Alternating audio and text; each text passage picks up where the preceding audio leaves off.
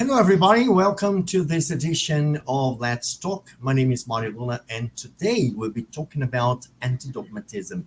Feel free to ask questions anytime. Just leave your comments in the comment section, right in the right-hand side of the screen. But it's very important to say, as usual, the principle of disbelief. Don't believe in anything, not even what we say here in our discussion. Experiment, have your own experiences. Our co-host today is Ricardo Botelho. Welcome to this edition of Let's Talk once again. Ricardo, my partner today. What are your expectations for our conversation today? Thank you, Mario. Hello, everyone. Well, nice to be here again. It's always a pleasure.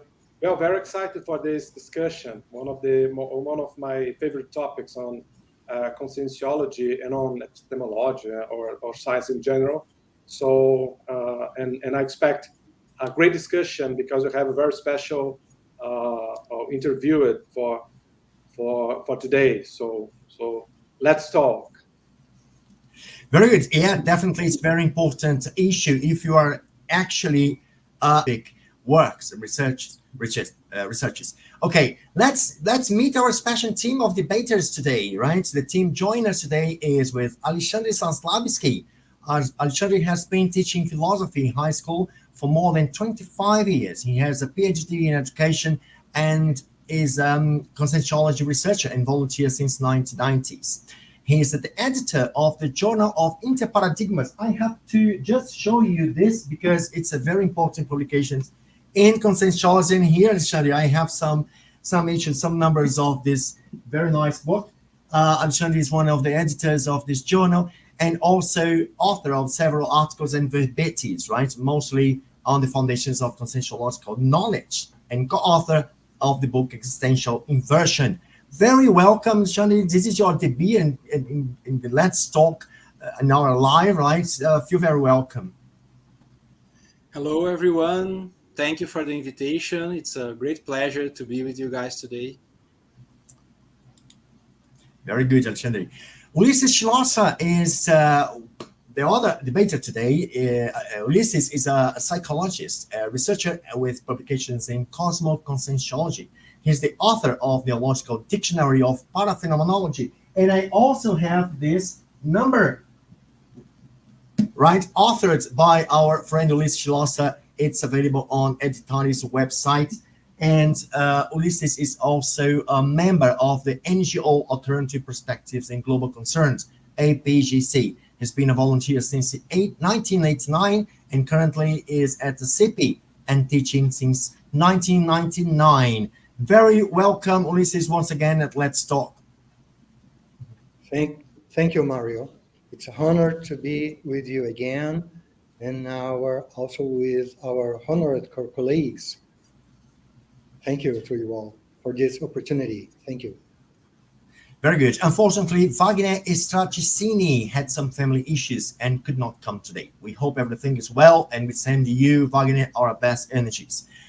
It's important to say that Let's Talk is an initiative of ASSIPI. ASSIPI stands for International Association for the Intersubstantial Parapsychism. ASSIPI is one of the 25 consciential-centric institutions that study the consciousness as a whole based on the consciential paradigm as proposed by the new science Conscientiology. Consciousness is you, me, every human being on this planet, right? ASSIPI is specialized in the study, research, development, and practical use of parapsychism, an important attribute for consciential evolution. ASSIPI English project is engaged in the internationalization of conscientiology, right? And is focused on promoting the study of parapsychism in English.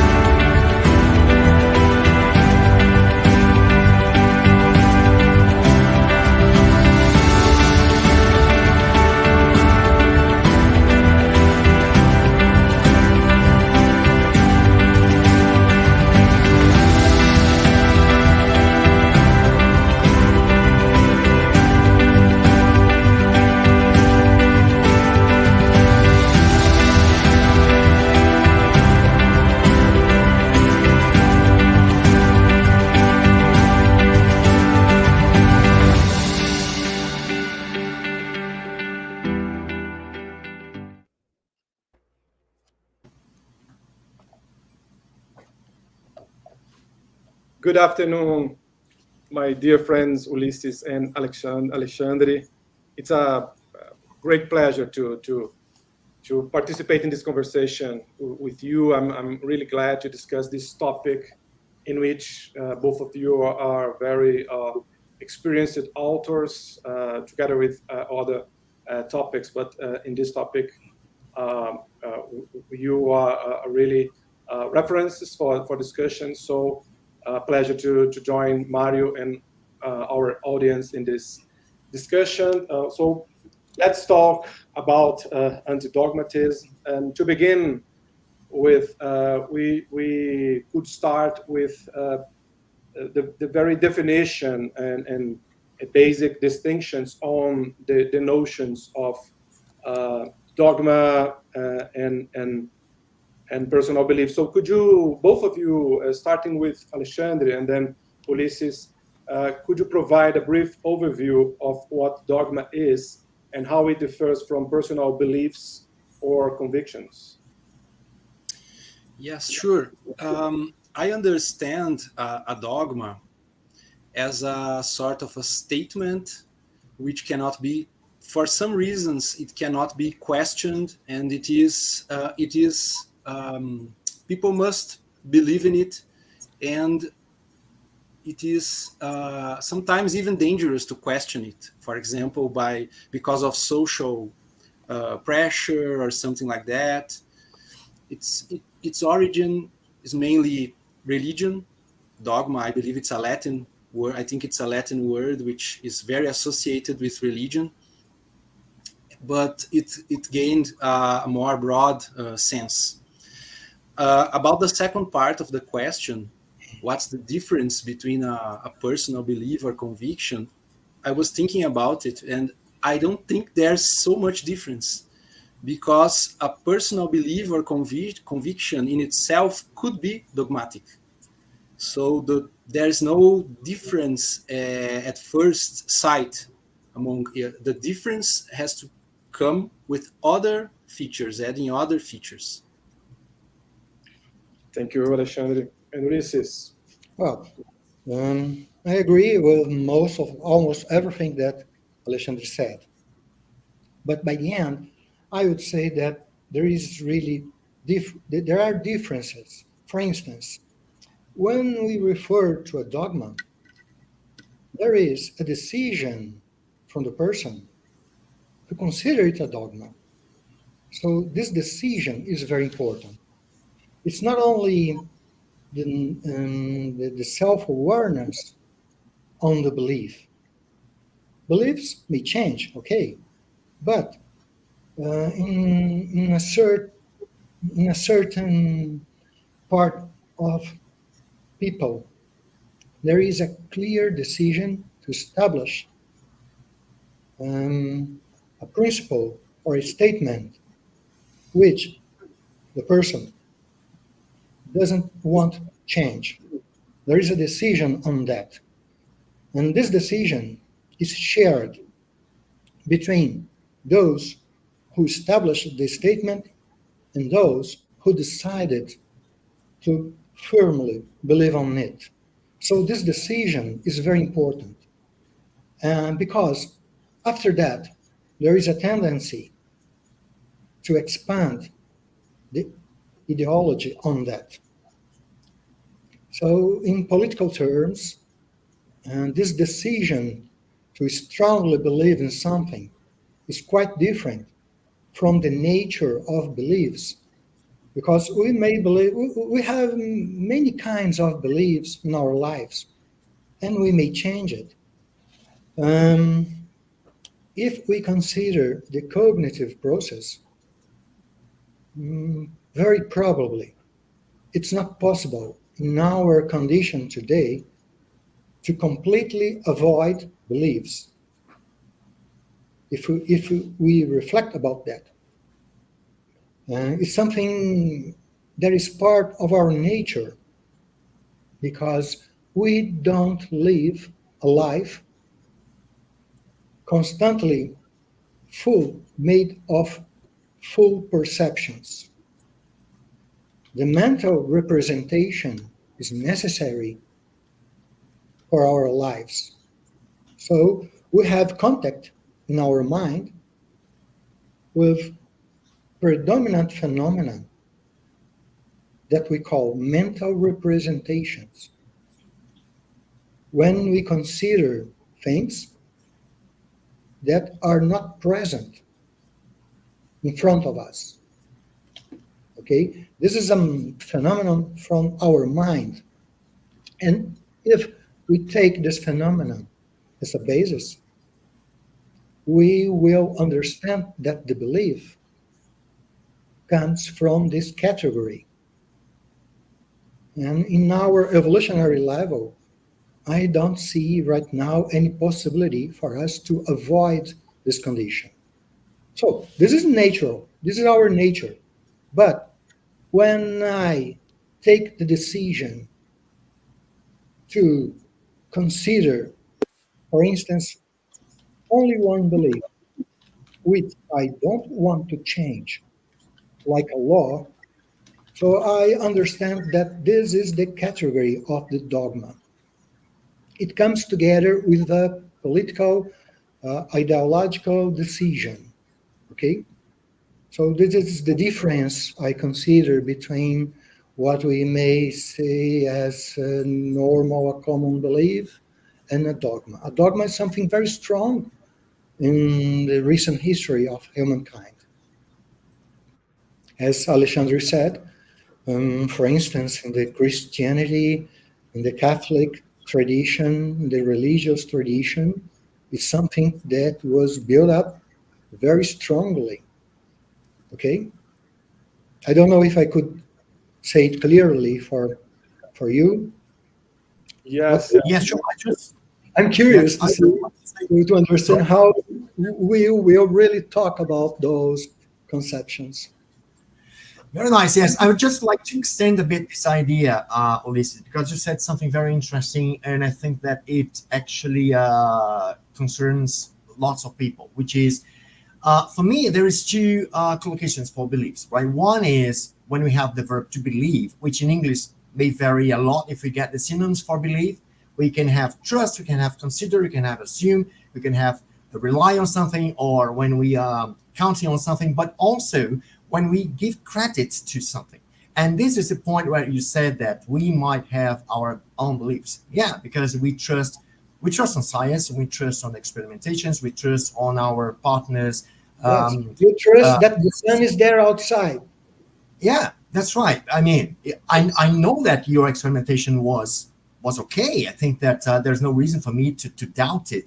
But Alexandre said something before that we must also consider, is when dogma means something that's beyond the dispute, beyond the argumentation, is when you have to accept it, yes or yes, right? Then we have two visions of what dogmatic thing is.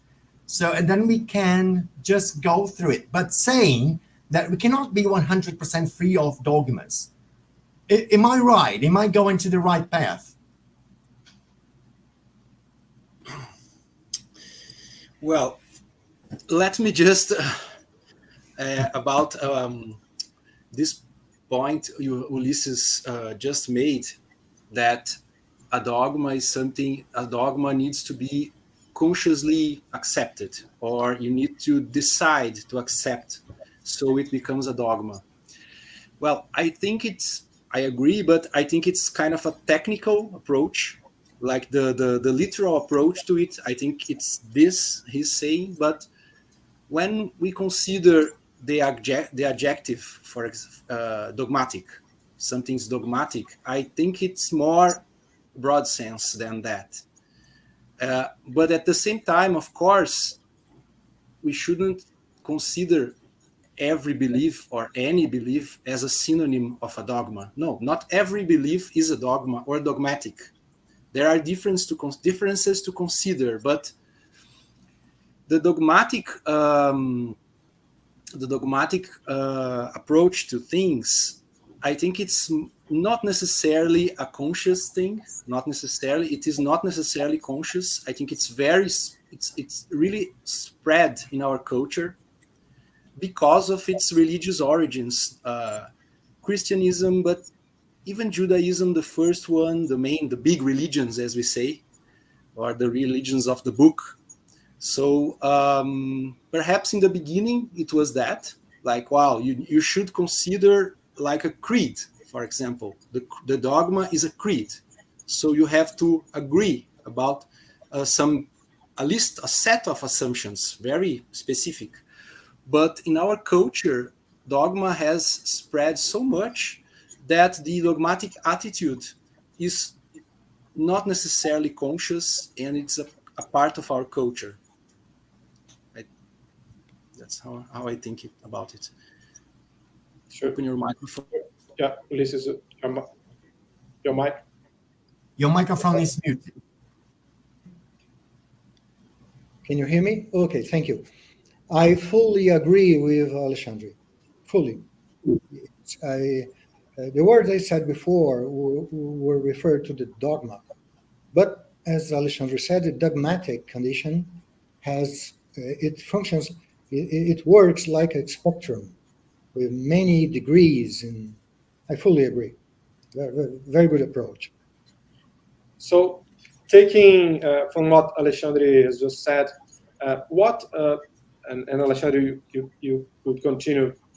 How does dogma manifest in various aspects of society, such as religion, politics, or culture, and what are some of its potential consequences? And linking to another topic that we'd like to discuss, how does education and exposure to diverse perspectives influence antidogmatic behavior?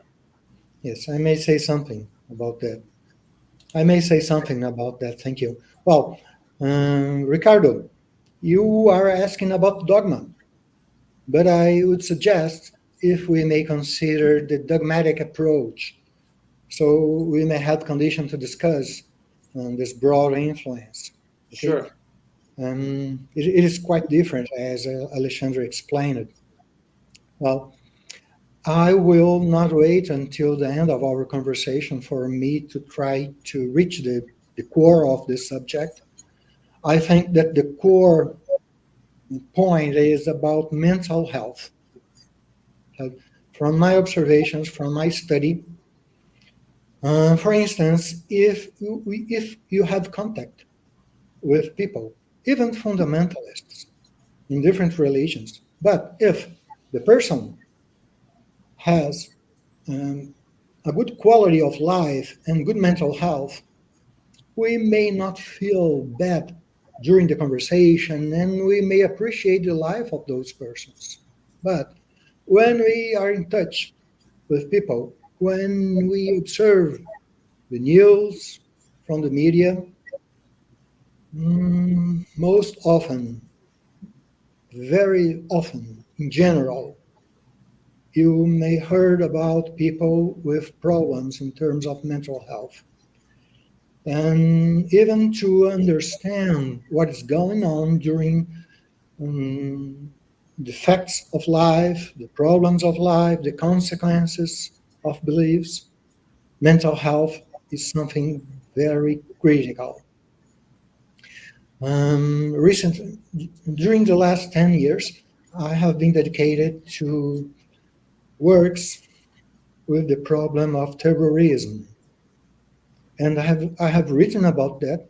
I have been invited to write about that, mainly after those attacks, those strikes in France, in the Bataclan, in 2013. I had the opportunity to participate in a global conference invited by the Arab League, because the problem of the terrorists, because the problem of faith, you see. And no doubt that the main problem in those cases is not faith, but the psychopathic condition of those people, you see. And so if we consider the radical events in humankind, or even other events not so radical. The problems in terms of mental health to lead with people with prejudice, with intense manifestation of ideological preferences, we may find clear tendencies in terms of mental disease. So I may consider that despite all the analysis that we are able to do, our understanding on the phenomenon, and even if we consider our colleagues, scientists, philosophers, researchers, we may find issues in terms of mental health. So I consider this the main problem, because the dogmatic field is a kind of invitation for anyone to take for himself something that he prefers, that gives safety, that gives power to the people to be more strong in terms of preferences, ideological preferences, you see. So this is very dangerous. In general, in the other side, people with good mental health, I may consider a person with good mental health a very good level of mental flexibility. You understand? So if the person has flexibility, it's more easy to understand, to talk about that, to talk about different positions. So the dogmatic field, it naturally becomes weaker. So this is I think that I prepared this thought to say here. So this is my main consideration on this topic, the problem of mental health in this field. Excellent. Thank you, Ulisses. Alexandre, any additional comments? Well, I go basically on the same path as Ulisses. I would just like maybe to highlight a little bit some things. I also think that, I think too that the dogmatic stance is so spread in our culture, in our society. It's not a privilege of a few. It's a real feature in our, I would say, Western society, but for lack of knowledge, I would bet that it is spread all over the world. But it's not a privilege of a few, like Ulisses said, scientists, philosophers, politicians, the government, and so on. Probably everyone has some features of a dogmatic stance or attitudes and so on. But I think I like another word. Like I agree, it's flexibility, probably the antonym, the opposite. But there's another word. I think it's in English too. In Portuguese, I would say it's transigence or intransigence. This faculty, capability of you can come back and you can undo things, unthink things. Like maybe this belief is related to that because it's some sort of reversibility capacity. So you go back, you come back, and you undo the way of thinking, the way of like saving some things in memory. You can reverse that. So I would say that I like this term, this word, and I try to use it the most I can. So I think this is another opposite term considering the dogmatic stance or field. Very interesting. Thank you, Alexandre. Well, we'll go for the next question. Yes, I would have one question to go with what Alexandre said. Because we live in a society that is very religious, right? I think that most of us had religious education. So how much can be accounted for this dogmatic view of people, the kind of education that we had? Because we basically are built, we are brought up to be dogmatic. And in the end, it's a kind of a struggle that we have when we want to change this mindset. What could we say about this, the role of education to make dogmatic people? Thank you. I may say something.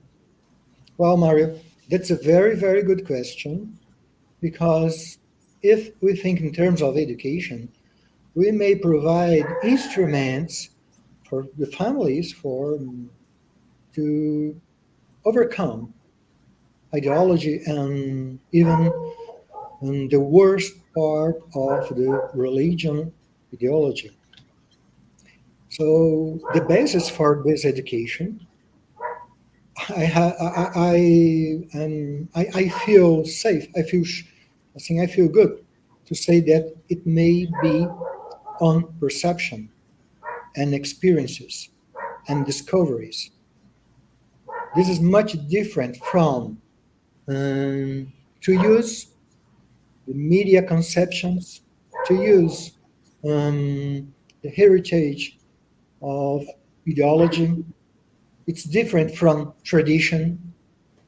If you think in terms of tradition in general, in any culture, it may provide continuity, things that may maintain the status in general. But if you have communities and societies where education may be based in the phenomenon of the discovery, you see, the perception, the experience, and the contact with the new, if you educate a child in this way, and if you learn by the end of that, and if you teach the child to make questions, see, to make questions and to make exercise with its doubts, to make practice with my doubt. I may ask things.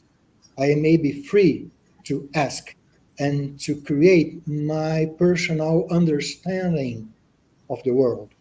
So if the education followed this kind of stream, I would be very, I would feel hope that it's clearly possible to overcome this problem. But as you may see, um, this doesn't happen. See, Yes. because everyone loves to communicate the traditions, the ways of thinking, the culture. See, to give to the children many things that are really ready. I don't know the right words in English, but the packet is full, complete. You don't need to think The whole too much. package, right? Yes, the whole pack is full, is complete. If you give this to the children, that's not good. You see, so that is my way of thinking. Thank you, Ulisses. Well, Yeah, Alexandre. let's see. From an evolutionary perspective, it's hard to really be sure about what's the origin, what explains our dogmatic our dogmatic attitude and why it is so strong. I think education as a system that society uses to reproduce their ways, it's fairly, well, it's not so old. So as I said, from an evolutionary point of view, we can maybe the instincts of us as living beings, it tends to preserve behavior and attitudes. So if we consider a critical point of view, it's really new in history. So if we come back just a few centuries, we can see that when science began, like 400 years ago or so, just a few years after that, or just 1 century so after that, the modern systems of education also began. So what was the purpose of the educational systems is exactly to do sort of opposite force to tradition. So on one hand, society and families are more traditional, as Ulisses said, and they love to, teach children what to believe, what to like. For example, you need to have the same like soccer team or club as I do, as the parents do, and so on. But when we see the existence of a public or educational systems, they were proposed to do the opposite. So all children, they go through the same system. Of course, there are differences. I'm just saying ideally. And so they can live together there a few hours of the day and learn more abstract things than tradition. For example, read literature classics or study the history of philosophy and art and so on. So I think we should consider also the educational dimension, the formal educational dimension, in opposite to dogmatic, I'd say, like features of society and the dogmatic tendency of our society. So that was the point I wanted to make. Thank you, Alexandre. We have some comments from the audience, and they go very in line with what you just said. It's from Eliane Voslaw. She said that she's been observing that the main point that holds people attached to religious dogmas is the fear to commit a sin if one doesn't follow that rule, and it's something related to submission to a belief. It's not easy, but possible to overcome. It's very in line with what you just said. Thank you, Eliane.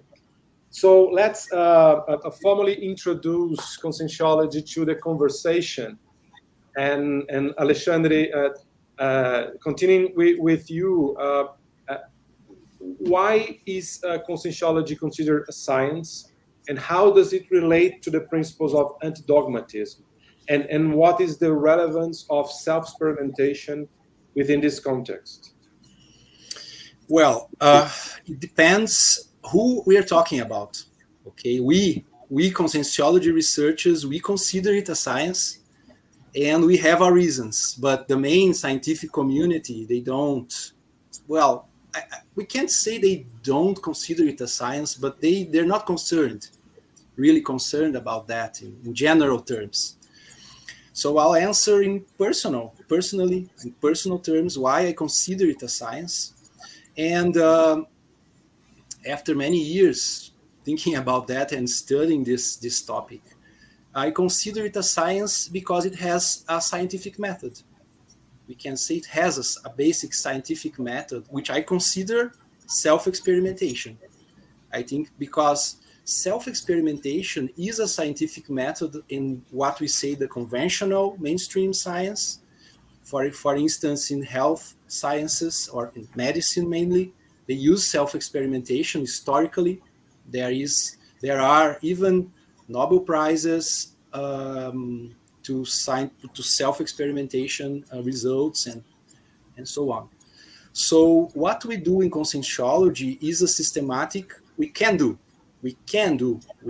the tools to do it. Is a systematic self-experimentation with consciential energy and our traits and attributes. So if we consider a scientific method as let's say a set of techniques which aim to acquire knowledge, considering variables. So if we go on from that, like simple definition, conscientiological self-experimentation can be considered a scientific method from which I think that all conscientiological knowledge was built on, of course, in the beginning, but then other scientific methods came, and then it's got more complex, and there are other approaches. But in a few words, conscientiology can be considered a science because it has scientific methods, which the basic one is self-experimentation. Excellent. Thank you, Alexandre. Ulisses, your views on that, please. Okay. Well, it's very good to hear the words Alexandre said. And I'd like to add another side of this subject. One side of it is the result of our constructions, that is the science. So I consider that we are building the science, okay? But the other side, I mean, is the people who is dealing with this new proposition, with conscientiology. If we consider conscientiology as a subject, we will find very good arguments, propositions. The ideas are, I think, they are very clear to explain. I don't know if they are very clear to understand, but for us who work with it, I feel that we feel comfortable to explain it. But this is not my subject. My subject, my point right now is the different ways that people deals with it, that people understand it. I mean, the people inside the conscientiological community, this is the point, this is the problem right now. Because if we may wonder about the benefits of conscientiology to the world, of course, we may work together, the researchers may write books, the teachers, that's all right, okay? We will make our work. I hope that we will succeed to spread our ideas. But the problem is, when we live together with our friends, with our colleagues, with the people in general, inside the conscientiological community, in general, we find very different levels of attitude. And we may find even dogmatic position, dogmatic thinking, even faith we may find. If we talk about Professor Valdo Vieira, it's very common to find people that consider his words as something almost dogmatic. You see? So what is written in the books? When you find someone that may consider that like a law, you see, like a principle that will guide the person's life. So this is the point, I mean. So how may we consider that if we have the proposition of projectology, when anyone has the possibility to live out, to go outside the physical body, to see the extra physical reality by themselves, and to check the propositions. If we wonder that everyone should act in this way, we should expect a better result, but this doesn't happen. In general, people prefer to listen and to follow. See, the preference to listen and to follow, to be together with my friend, to agree with my friend, to agree with the people I like, to be together in this movement, and to feel safe, to feel strong, a new idea. Oh, I agree with the power of this new idea. You see, this is very dangerous. I see. And in general, I see that this is the problem in terms of dogmatic thinking in the conscientiological community.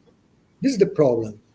And it's very interesting because the original proposition of the consciential paradigm gives us all the instruments to overcome this situation. You see? This is very curious. So we are talking about human nature. That's human nature. So we may consider this problem strongly, very strongly, if we find this kind of situation. For instance, myself, many times I see that I am relying too much in such an idea if I don't check it. You see? Oh, this is a very good this is a great problem, and it's not easy for us to change our minds, to change our way of being. So I expect that the scientific culture, the experimental culture, may help too much in this way. And we should look for a kind of community where the extra-physical practice, the experience with the out-of-body experience should spread more than we have. So I see that this culture and this tendency in the conscientiological community is becoming a little bit weaker. So I would suggest that this should be an interesting way for that. And also, if we consider, as we said before, good educational principles for the new ideas, for the new ways of thinking. That, it's a neophilic tendency. We should work hard to build educational tendencies in this way. All right, Ulisses, very good, very well said. We have one comment about what you said here from Elian Voslav. Very good point. Very good point, Ulisses Schlosser. Dogmatic postures still seem to be part of many of us. We should put the disbelief principle more into practice. Very good, Elian. Very good comment. Can I make some comment? Can I make some comment about that? Yeah, sure. Go ahead. Because I am very concerned with that as well. This understanding of the community, and I'm going to present a paper, a research in the Congress of Conscientiology, and I'm trying to highlight a little bit about this topic, because I think we should make a difference between the application of knowledge and the production of knowledge. So of course, the application of knowledge means to put it into practice. And it supposes that some knowledge was produced before. And the production of knowledge, it means the research which is proposing new knowledge. So Conscientiology began with knowledge that was produced by Valdo Vieira with projectiology, for instance, and 700 experiments. So we got in the first moment, we inherited perhaps knowledge that was produced before, and we had to put it into practice. We needed to apply it, and I agree with the main diagnose. Maybe we can say that, but I would put it in other words. I'd say that maybe most people, they are still applying knowledge. They're not producing knowledge. And many people, they don't make this difference. They don't know this difference. There is such a difference that perhaps they think that when they are applying this knowledge, they are producing it. So, but the diagnosis may be that there's a lack of research and experimentation, but what's the reason for that?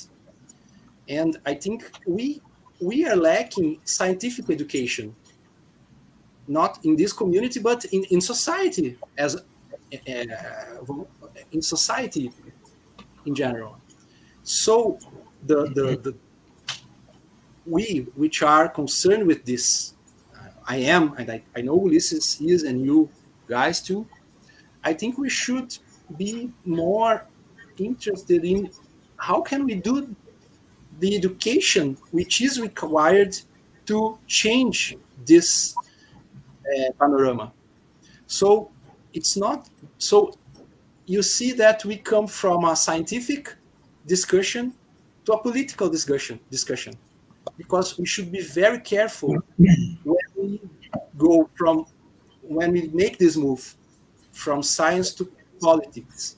So we shouldn't impose anything. I think if it's a scientific community, things should happen as a result from the research and the popularization, the communication of knowledge, but not as an imposition.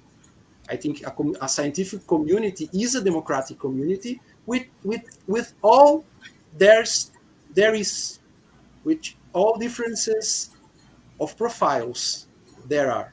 So, well, that's it. I agree with the diagnosis, but I think we can't force anything different than this. We should work better, do better research, and be more efficient in communicating the knowledge we are producing, and as with that, motivating people to produce knowledge rather than just applying knowledge. That's very, very well said, Alexandre. And it dawned on me that I had something to say about it. Yeah, concerning this, right? I think it has a lot to do with critical thinking. In general, I think that we Brazilians have some struggles to have a critical thinking. Possibly, I truly have this on the fact that we had an education not exactly based on the production of critical thinking. We were a lot repeating what we were said right in the classroom. So methodologically speaking, I think that for us it's a lot more difficult challenge to have this transition from the dogmatic view, the dogmatic thinking, and anti-dogmatic thinking. Ulysses, is it really true that maybe if we enhance or if we improve our critical thinking in the everyday life, it's a way to overcome this dependence on what is said or what is seen or found out by others and not by me? What's the difficult and what is? I would like us to go to some. I know maybe some tips is not the best name to give it, but some light. Would you Okay. shed some light to some point that we can have to overcome this dogmatic education that we inherited? Okay. Thank you, Mario. Hello. Thank you, Mario, for the question. You are right. It should be a solution, critical thinking. But in practical terms, in general, it doesn't work with a lot of people because, as Alexandre said, it's very important for us to understand who is in the other side. What is the condition of the other people? And the other people, they are not the same. They are different. So we may not use one solution to everyone or two solutions to everyone. We may understand each case and what this person needs in the work of dialogue. You see? Let me tell you something before our time is over. I published on this subject in this book 4 years ago. Okay, The Return of Ethics and Spirituality in Global Development. This was published in Belgium, and I have here inside a chapter on phenomenology of faith. Okay, it's written down here in the screen. And in this text, in this chapter, I propose a structure to understand this problem, and maybe it may reach some consideration to the question Mario made right now to help us in terms of diagnosis. For instance, five different categories to classify different conditions of the people. First, when someone has an effective connection with an extraphysical phenomenon. I call it an effective connection. An effective connection means that I perceived it, I consider it, and it may have consequences in my life. So I'm considering here the clear possibility when the person considers the reality of this kind of contact. Okay, this is the positive approach, the first one. So if you are in touch with someone in this condition, you may have a special approach with this person. And the second point, you are dealing with another people that believes in the connection with the extraphysical reality. The second person is not considering an effective contact. This second person believes in the connection. You see? So the approach may be different. Okay? So this is the second case. The third case, when you are dealing with a person who makes confusion between the real contact and the belief. Both categories are not clear to this person. And this condition of confusion in general is the most common condition. You see? It's not easy because there are a lot of influences for both sides. And you may deal with a lot of clarifying arguments or conditions to help this kind of person. And in the fourth case, the person who denies completely the new possibility. You see, imagine that you are dealing with someone who denies the new possibility of a new idea, an extraphysical contact. Okay? Even when the phenomenon occurred, even when the real phenomenon occurred, the person denies it. You understand? In this case, the person has no doubt about it. The person simply denies. And the last case is the fantasy about the connection. You see, it's not only a simple belief. The person creates new fantasies about the phenomena. You are talking with someone and you feel that the mindset of the people is very rich, full of information that is not real. You see, a lot of fantasies. So this is another category in this spectrum. So I spoke here about 5 different categories. I consider those the main, but there are many, many others. So to deal with this problem, we may consider the differences in the people in the other side. You mean, you see, you know what I mean?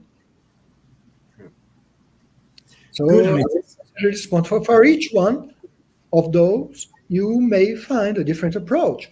But at first, when you start talking with someone, you may try to ask yourself, who is that person I'm talking to?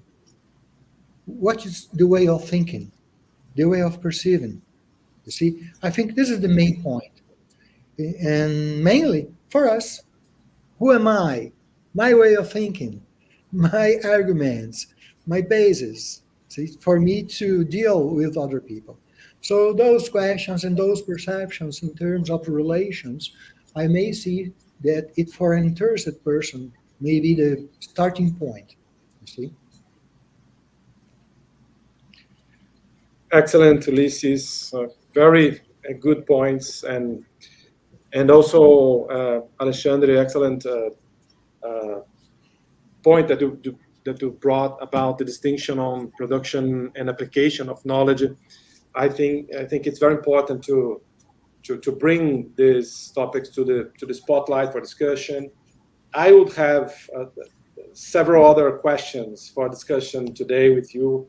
I find it very interesting, all of this topic, and those ideas that we discuss. It will be topic for another editions. For let's Sure. talk about it, because we are almost out of time. So I will ask Alexandre if, to bring here your final considerations, and then Ulisses, so that Mário can conclude. Thank you. I'm very pleased to participate in this discussion. Sure.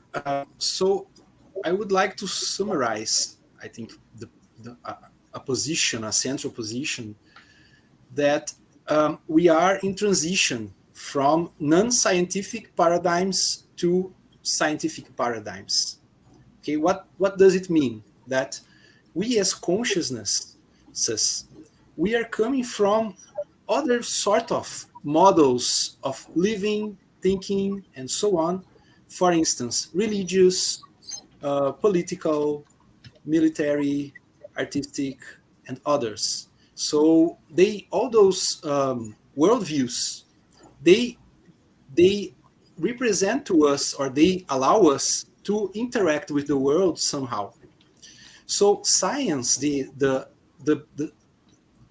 beginning of science, or the modern, how can I say, the appearance of science in modern world, it means that we can live based on hypothetical knowledge, hypothetical stances. So this hypothetical way to relate the world, the possibility of living on hypothetical basis, this is what summarizes the scientific paradigms. And consciential paradigm is an example. It is an example of a scientific paradigm, but it goes further than matter, the intraphysical dimension. So we can be scientific, we can have a scientific paradigm, but we can study things that go beyond the intraphysical dimension. So it is a process of learning.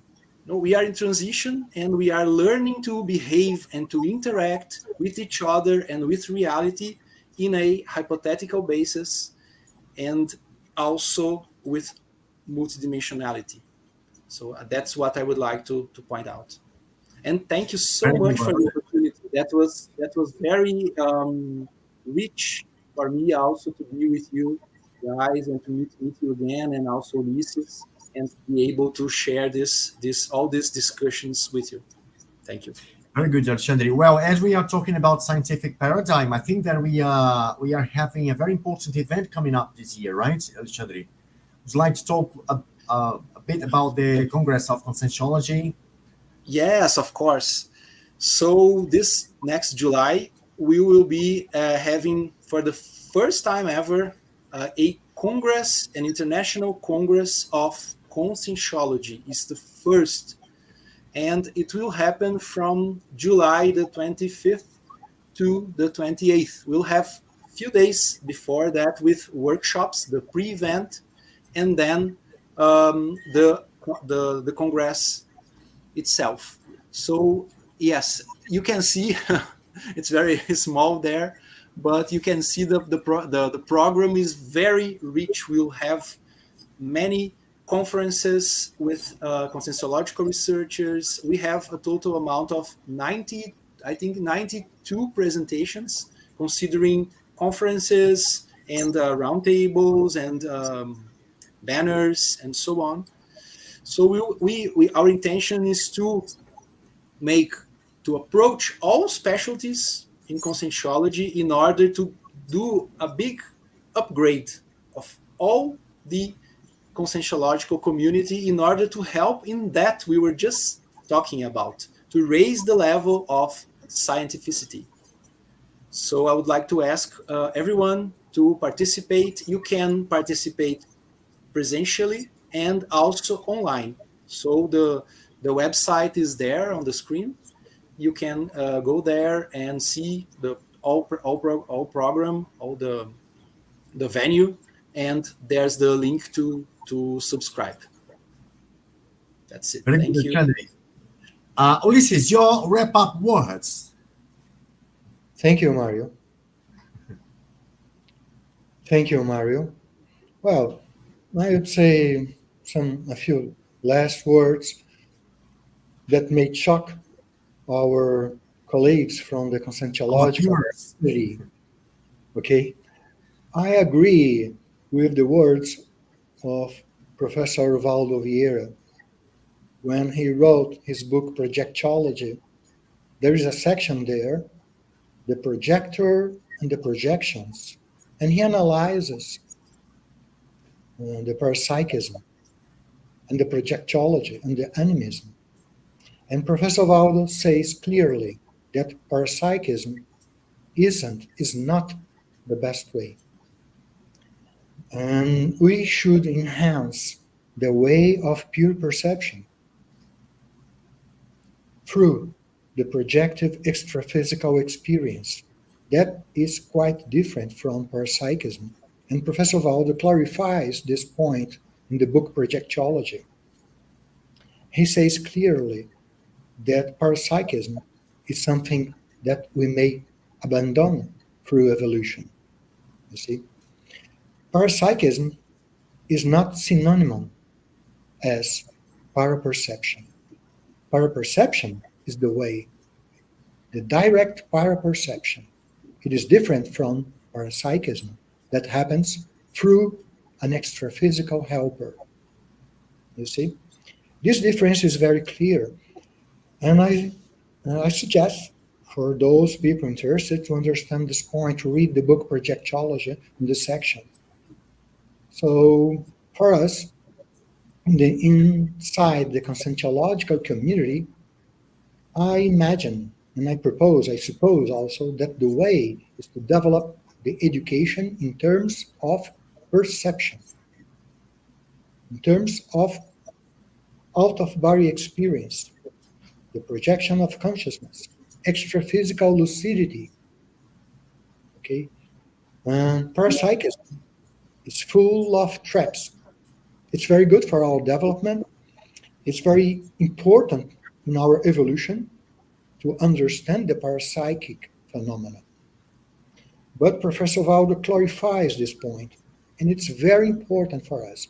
A lot of the confusion in terms of not understanding the reality of the extraphysical phenomenon is the difficulty to interpret the parapsychism, to deal with mistakes, misunderstanding in terms of what the person thinks is perception, but it's not perception. In general, it is imagination.